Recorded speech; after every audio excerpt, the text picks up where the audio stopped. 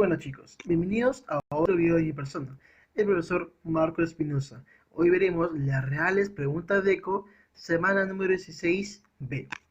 Vayamos con la primera pregunta.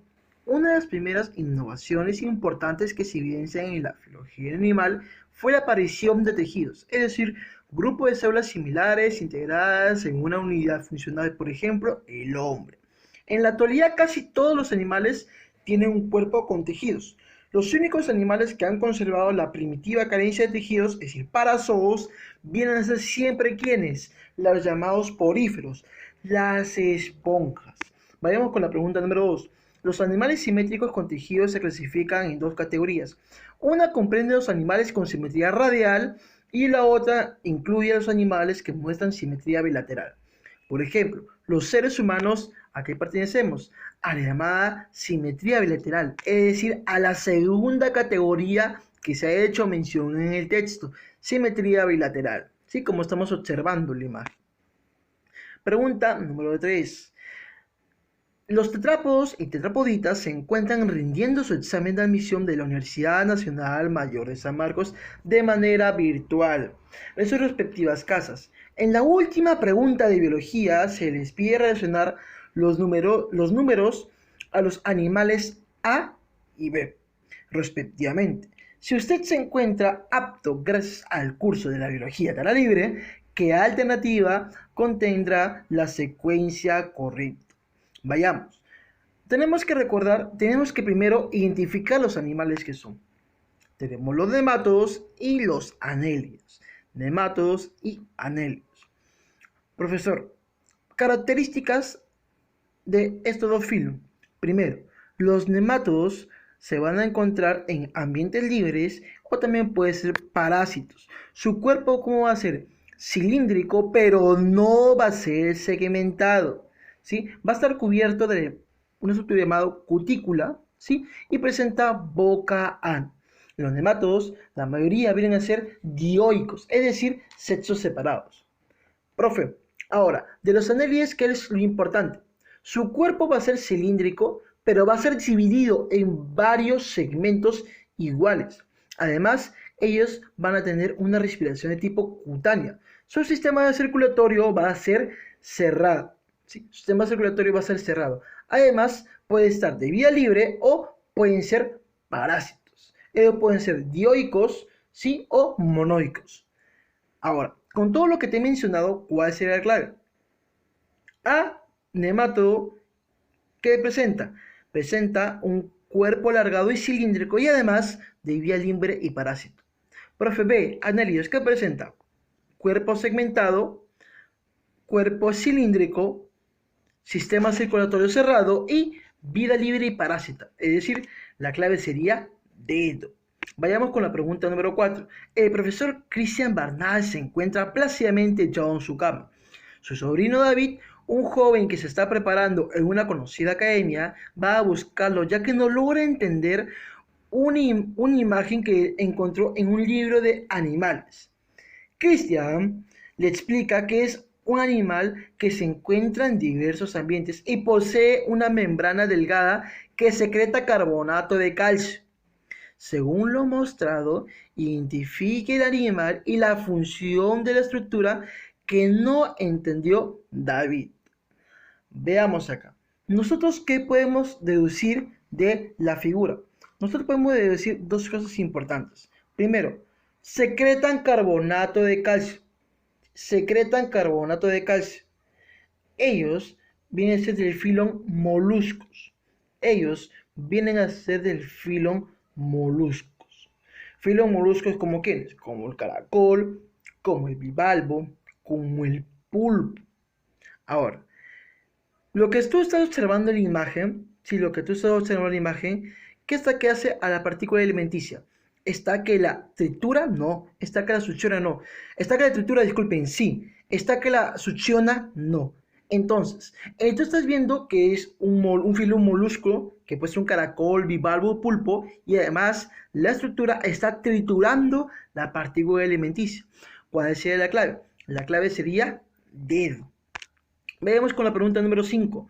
Todos los cordados presentan desarrollo de deuterostomados y además están unidos por 4 características que todos poseen en cierta etapa de su vida. Según las alternativas, no estaría contemplada la lista de estas características. ¿Cuál de ellas no está contemplada en la lista de las características?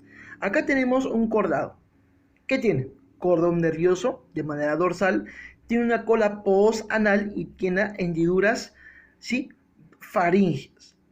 Profesor, entonces, ¿qué no tiene? No tiene viviparismo. ¿Qué es viviparismo? Son una característica que tienen la mayoría de los mamíferos. La mayoría de los mamíferos. Los llamados vivíparos. Vayamos con la pregunta número 6. En la siguiente imagen se representa a un anfioxo adulto, donde se denota sus diferentes estructuras. ¿A qué filum pertenece? Tiene notocorda. A ti en tu mente, cuando te hablen que tiene notocorda, que ha tenido notocorda justamente en alguna parte de su desarrollo embrionario, en tu mente debe llegar que es del filum cordado, justamente un anfioxo, ¿sí? El anfioxo, te doy un datito, está dentro de la clase cefalocordado. Vayamos con la pregunta número 7.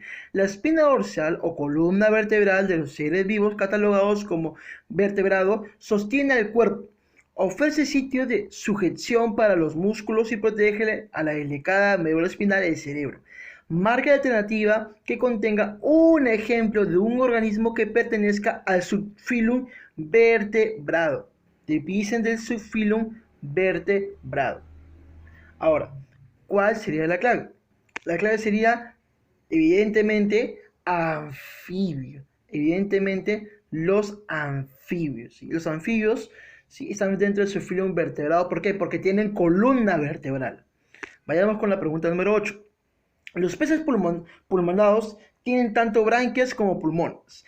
Tienden a vivir en aguas estancadas con escasa cantidad de oxígeno y sus pulmones les permite complementar su suministro de oxígeno al respirar al aire directamente. Realmente es sorprendente cómo hacen ello. En la siguiente imagen se representa cómo es que se esconde en su madriguera de lodo. Si por error un estudiante al verlo piensa que es un pez cartilaginoso, asumiría que presentaría. Te está diciendo que lo está confundiendo ¿con quién? Con un pez cartilaginoso. El pez cartilaginoso, dos cosas importantes de este pez que es cartilaginoso. Primero, las branquias lo tienen laterales, ¿sí? Sus branquias están de forma lateral, ¿sí? Sus branquias están de forma lateral. Otro dato es que su boca va a ser ventral, ¿sí? Su boca va a ser ventral, ¿sí? Ventral. Entonces, ¿cuál sería en este caso la clave? Pues la clave sería casa. Las aberturas branquiales están de forma lateral, ¿sí? De forma lateral. Vayamos con la pregunta número 9. En la actualidad, las 6.300 especies de anfibios se ubican en el límite entre la existencia acuática y la terrestre.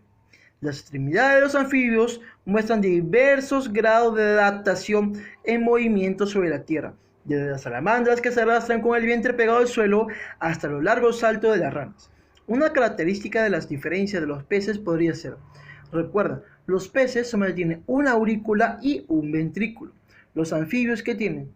Tienen 2 aurículas y un ventrículo. Tienen 3 cavidades. El pez solamente tiene 2 cavidades. Entonces, esa sería la diferencia. Es por ello que esa sería la clave. Vayamos con la pregunta número 10. Una expedición liderada por Jacques Cousteau documentó en la década de 1960 la presencia en el lago de Titicaca, de Bolivia y Perú, de ejemplares de hasta 50 metros de la envergadura de la rana gigante de Titicaca. ¿Qué se podría afirmar respecto a esta rana? Este es un punto importante y nuevo para lo que es la Universidad Nacional Mayor de San Marcos, que está en ¿dónde? En su libro. La rana, justamente, gigante del lago Titicaca, esta rana se encuentra, ¿qué? Se considerada en peligro crítico. Esta rana es considerada en peligro crítico. Al igual que la rana andina de Junín, al igual que el zumbidor de Junín, del guanaco, del llamado suri, del tapir andino, etcétera, ¿sí? Son datos del nuevo libro de la PRE. Vayamos con la pregunta número 11. Las esponjas se encuentran en la mayoría de los ambientes marinos y acuáticos.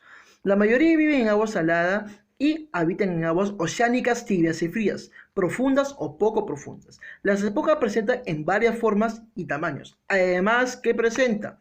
Presenta la llamada digestión intracelular.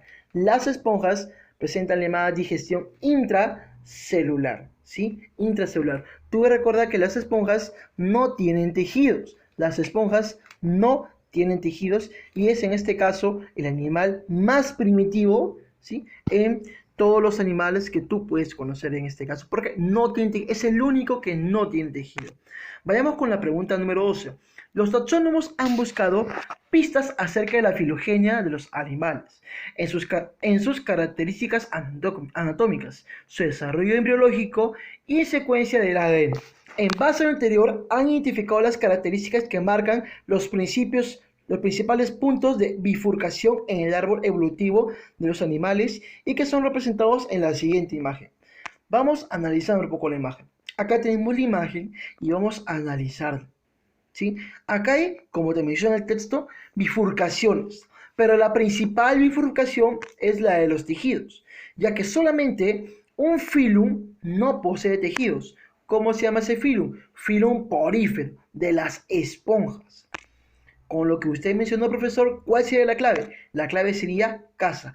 Todos los animales, a excepción de los poríferos, presentan tejidos. Los poríferos son parazoos. Bueno, muchachos, espero que estos videos hayan sido de tu agrado. Nos vemos en un próximo video. Cuídate bastante.